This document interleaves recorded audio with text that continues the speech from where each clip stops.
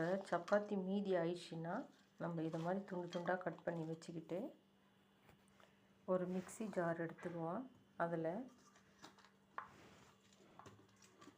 ஒரு வெங்காயம், கொஞ்சம் சோம்பு, 1 டீஸ்பூன் மஞ்சத்தூள், ஒரு 1/2 ஸ்பூனு 1/4 ஸ்பூனு இஞ்சி பூண்டு பேஸ்ட்டு, இது எல்லாம் மையாக அரைச்சிட்டு வந்து இதுங்க கூட ஒரு தக்காளியும் போட்டு நல்லா அரைச்சிக்குங்க. ஒரு வானல் வச்சுக்குங்க. அதில் தேவையான அளவு எண்ணெய் ஒரு 3 குழிக்கரண்டி ஊற்றிக்குங்க. நிறைய வேண்டாம். எண்ணெய் நல்லா சூடானோடனே கொஞ்சம் கருவேப்பிலை போட்டுக்குங்க. இப்போ அரைச்சி வச்சு நல்லா கலந்து விட்டுக்குங்க.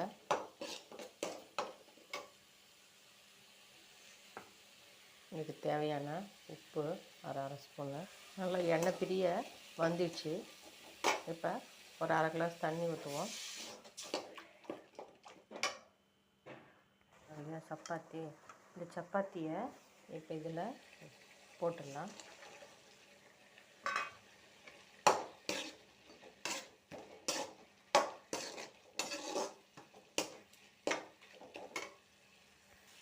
இப்படி சாப்பிட்டு பாருங்கள்.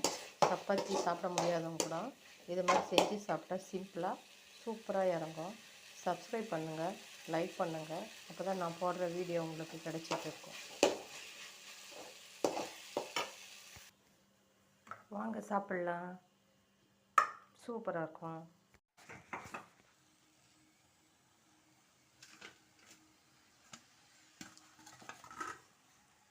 கொத்தணும். லைட்டாக கொத்தி விட்டோம்னா லைட்டாக சிம்மில் வச்சுட்டு இந்த பரோட்டாவை அப்படியே முட்டையை எல்லாமே மிக்ஸ் பண்ணி கொத்தி விட்டோம்னா மிக்சிங் ஆகி நல்லா டேஸ்ட் அதிகமாக இருக்கும்.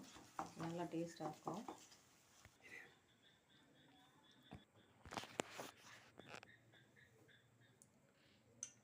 கொத்தமல்லி தூவிட்டு அப்படியே சேவ் பண்ண வேண்டியதான். வாங்க சாப்பிட்லாம்.